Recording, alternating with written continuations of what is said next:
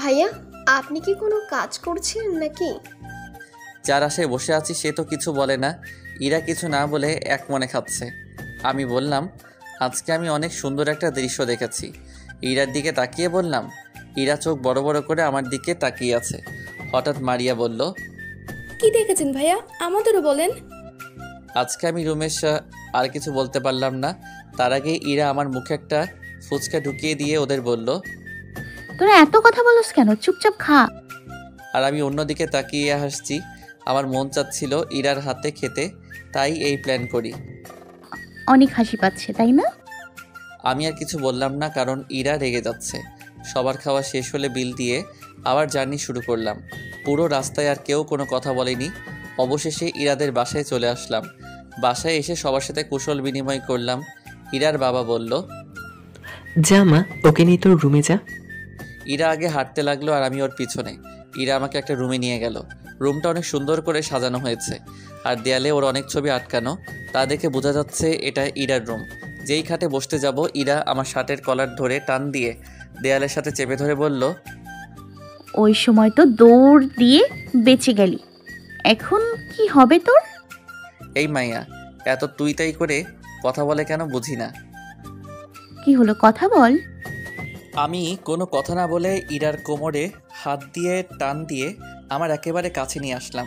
আরেক হাত দিয়ে ওর মাথার পেছনে হাত দিয়ে চুলগুলো ধরে আমাদের ঠোঁটজোড়া এক করে দিলাম।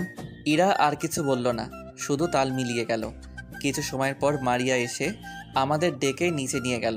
তারপর আর কি শুরু হলো জামাই আদর নামের টর্চার। আমি আর খেতে পারছি না, তাই ইরার দিকে তাকালাম। কিন্তু কি, এই মাইয়ার তো কোনো খেয়ালই নেই, এক মনে খেয়ে যাচ্ছে। আমি ইরাকে অনেকভাবে ইশারা করলাম, কিন্তু সে আমার দিকে তাকাই না। তাই বাধ্য হয়ে মারিয়াকে বললাম, জানো মারিয়া, আজকে আমি আর ইরা অনেক সুন্দর একটা দৃশ্য দেখেছি, তাই না ইরা? আমার কথা শুনে ইরার খাবার আটকে গেল গলায়। পানি খেয়ে বলল, আম্মু, ও আর খেতে পারবে না, ওকে অনেক টর্চার করেছো। আমি ইরার দিকে তাকিয়ে একটা হাসি দিলাম, কারণ ডোজ কাজ করেছে। অতপর আমাকে টর্চার করা শেষ হলো। হঠাৎ মারিয়া বলল, ভাই তুমি কি যেন দেখেছো, বললে না যে? সবাই আগ্রহ নিয়ে আমার দিকে তাকিয়ে আছে। আজকে আরে কিছু না, উনি এমনি বলছেন। আমি ইরার দিকে তাকিয়ে মুচকি হেসে রুমে চলে এলাম। এভাবেই সারাদিন চলে গেল। রাতে আমি রুমে বসেছিলাম, এমন সময় ইরা আসলো। এসে আমার সামনে এসে দাঁড়িয়ে আছে। আমি কিছু না বলে ওয়াশরুমে চলে গেলাম। ওয়াশরুমে গিয়ে ভাবতে লাগলাম, হঠাৎ ওর আবার কি হলো, আর ও বিকেলে কোথায় গিয়েছিল। কিছু সময় পর রুমে আসলাম। রুমে এসে দেখি ইরা খাটে বসে আছে, আর ওর হাতে একটা নতুন মোবাইল।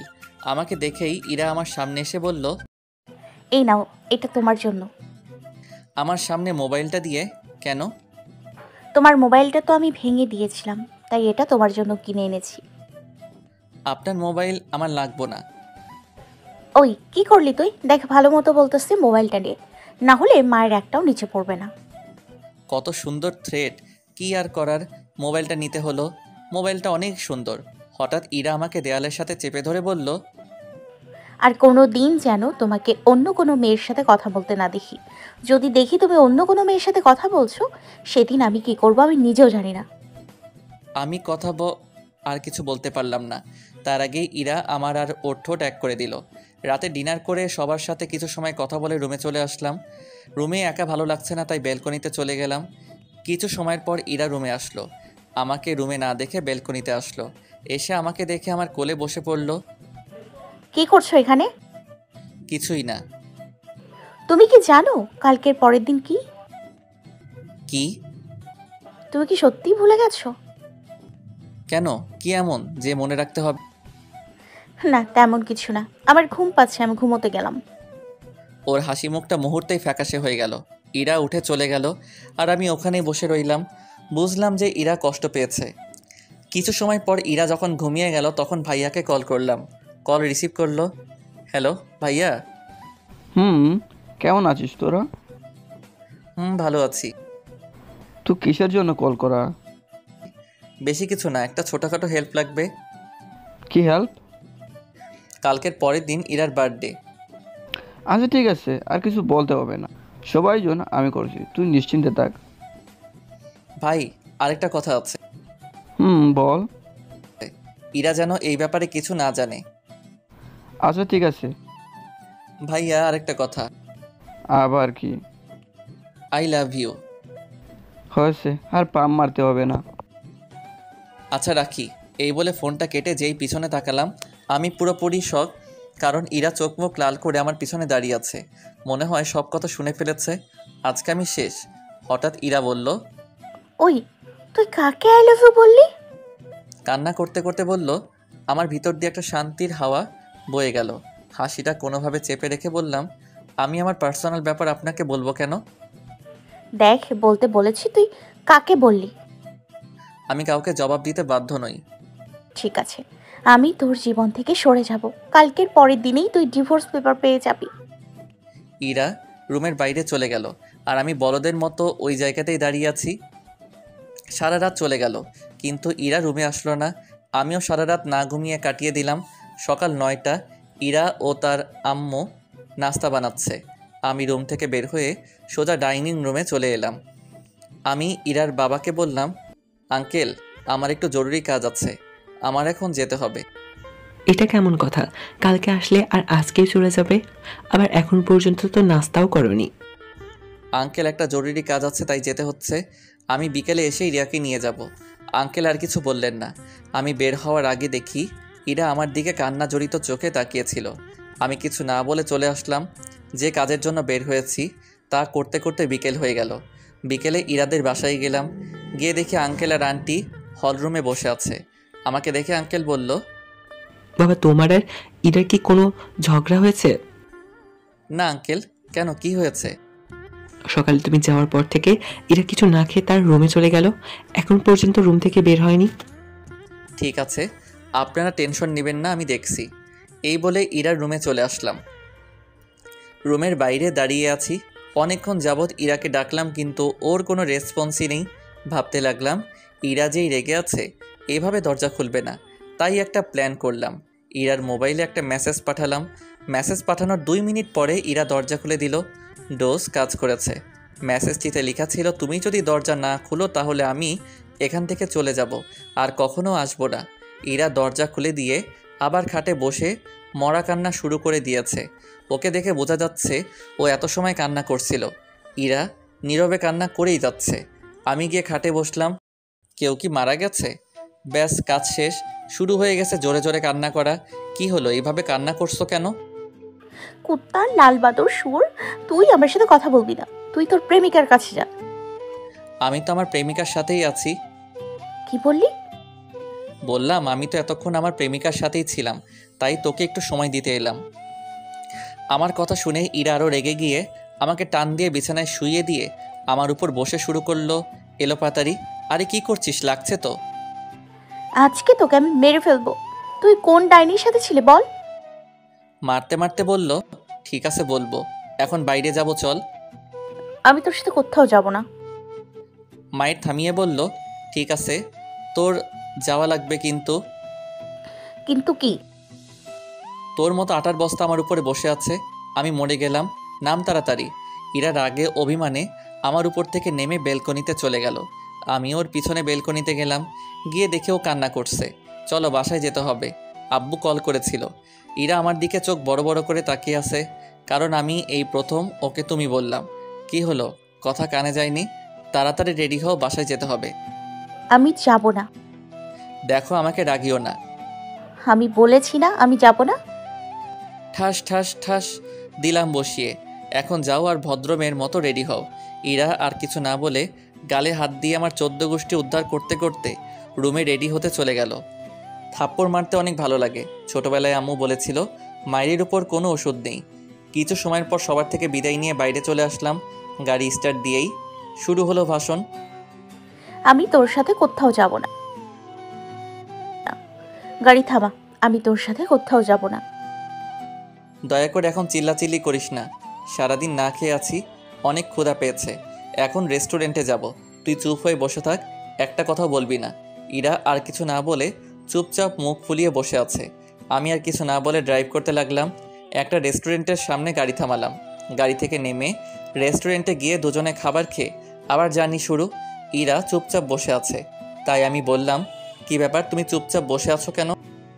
তুমি আসলেই জানো না কালকে কি? জানি তো, কালকে কি? তার মানে তুমি জানতে, আমি জানতাম তুমি এই দিন কোনো দিন ভুলতে পারো না। কালকের দিনটা কিভাবে ভুলতে পারি? কালকের দিনে আমার সুন্নতে খাতনা হয়েছিল। অনেক হাসি পাচ্ছে ইরার চেহারা দেখে। ইরা তেলে বেগুনে জ্বলে উঠল। সুন্দর চেহারা মুহূর্তে রাগী হয়ে গেল। ইরাকে নিয়ে একটা নদীর পাড়ে আসলাম। অনেকেই বসে আছে এখানে জোড়ায় জোড়ায়। আমি আর ইরা একটু নিরিবিলি জায়গায় বসলাম। বসতেই আমার গাড়ির ঘটনার কথা মনে পড়ে গেল। এখন আর হাসি থামিয়ে রাখতে পারলাম না। ইরার সামনেই পাগলের মতো হাসা শুরু করলাম। আমি যতই হাসছি ইরা ততই রাগে সাপের মতো ফোঁস ফোঁস করছে। তাই আমি আর না হেসে চুপচাপ বসে রইলাম। সন্ধ্যা পেরিয়ে রাত হয়ে গেল। রাতে এখনকার দৃশ্য আর ফুটে উঠল। হঠাৎ ইরা বলল, আমরা বাসায় যাব কখন? কিছুটা ভয়ে ভয়ে বলল, আরও কিছু সময় থাকি। ইরা আরও কিছু বলল। না, কিছু সময়ের পর। আমাদের দুজনের নিরাপত্তা ভেঙে আমার মোবাইলে কল আসলো। আমি ইরার থেকে একটু দূরে গিয়ে কলটা রিসিভ করলাম। হ্যাঁ বল। কোথায় তোরা? নদীর পাড়ে আছি। সব কিছু ঠিকঠাক আছে? সব ঠিকঠাক প্ল্যান মতো হয়েছে, সময় মতো চলে আসিস। ঠিক আছে বলে কলটা কেটে দিলাম। পিছনে তাকিয়ে দেখি ইরাকে যেখানে বসে রেখেছিলাম সেখানেই চুপচাপ বসে আছে। ইরার কাছে যেতেই ইরা বলল, কে কল করেছিল? বন্ধু। কি বললো? কিছু না, এমনি। চলো এখন। বাসায় যাব এখন। না, একটু কাজ আছে, সেখানে যাব। ইরা আর কিছু বলল না। দুজনে গাড়িতে বসে আবার রওনা দিলাম। কিছু সময়ের মধ্যেই পৌঁছে গেলাম। আমরা শপিং মলে কেন এসেছি? ভাবি আমাকে কিছু আনতে বলেছিল, তাই এখানে আসলাম। ইরাকে নিয়ে শপিং মলের ভিতরে ঢুকলাম। অনেক সময় লাগিয়ে শপিং করার পর ইরা বলল, ভাবি তোমাকে এত কিছু নিতে বলেছে? আর কিছু না বলে দুজনে গাড়িতে বসলাম। ইরা কোনো কথা বলছে না। ইরাকে নিয়ে একটা রেস্টুরেন্টের সামনে আসলাম। আমরা এখানে কেন আসলাম? খাবার খেতে। রাত অনেক হয়ে গেছে, বাসায় গিয়ে খাবো না। না, এখানেই খাবো। ইরা আর কিছু বলল না। দুজনে রেস্টুরেন্টে থেকে ডিনার করলাম। ডিনার করতে করতে 11:30 বেজে গেল। ইরাকে নিয়ে বাসায় যাওয়ার জন্য রওনা দিলাম। ইরা বারবার ঘড়ির দিকে তাকাচ্ছে। 11:55 বাসায় পৌঁছালাম। গাড়ি পার্ক করে দরজার সামনে এসে ইরা কলিং বেল বাজাবে, তখন আমি বললাম, এই কি করছো? ইরা কিছুটা ভয় পেয়ে বলল, আমি আবার কি করলাম? সবাই ঘুমিয়ে আছে, কলিং বেল বাজানোর প্রয়োজন নেই। তাহলে ভেতরে যাব কিভাবে? আমার কাছে চাবি আছে। আমার প্যান্টের পকেটে হাত দিয়ে চাবি বের করে দরজা খুলো। তোমার পকেটে আমি হাত দিতে যাব কেন? আরে আমার হাতে এতগুলো ব্যাগ, আমি আবার পকেটে হাত দিব কেমনে? ইরা আর কিছু না বলে পকেটে হাত দিয়ে চাবি বের করে দরজা খুলে দিল। পুরো বাসা অন্ধকার হয়ে আছে। ইরা আর আমি ভিতরে গেলাম। হঠাৎ পুরো বাসার লাইট জ্বলে উঠল আর সবাই একসাথে বলে উঠল, হ্যাপি বার্থডে ইরা। ইরা সবাইকে দেখে পুরো অবাক হয়ে আছে। সবাই ইরাকে উইশ করছে। আমি কিছু না বলে সেখান থেকে আমার রুমে চলে এলাম। তোমাদের সবার মনে আছে আমার বার্থডের কথা? সবাই একসাথে বলল, ঘণ্টাখানেক পরে ইরা রুমে আসলো। রুমে এসে দেখে রুম অন্ধকার হয়ে আছে। রুমের লাইট জ্বালিয়ে ইরা শক, কারণ পুরো রুম পুতুল দিয়ে ভর্তি। হঠাৎ রুম থেকে কান্না করার শব্দ আসছে। আমি ব্যালকনিতে দাঁড়িয়েছিলাম। কান্নার শব্দ পেয়ে রুমে গিয়ে দেখি ইরা চোখের পানি আর নাকের পানি এক করে দিছে। ইরার সামনে গিয়ে বললাম, কি হলো, কান্না করছো কেন? ইরা কোনো কথা না বলে আমাকে জড়িয়ে ধরে আরো জোরে জোরে কান্না শুরু করে দিল। কি হলো, কান্না করতেছো কেন?